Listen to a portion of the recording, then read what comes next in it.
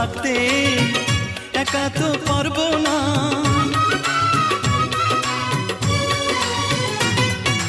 না না ভেঙো না আমার মন, আমি তোমার খুব আপনজন। মিষ্টি মিষ্টি কথায় আমার একটু বলে যাও, ও সাথী আমার তুমি কেন চলে যাও, ও সাথী আমার তুমি কেন চলে যাও।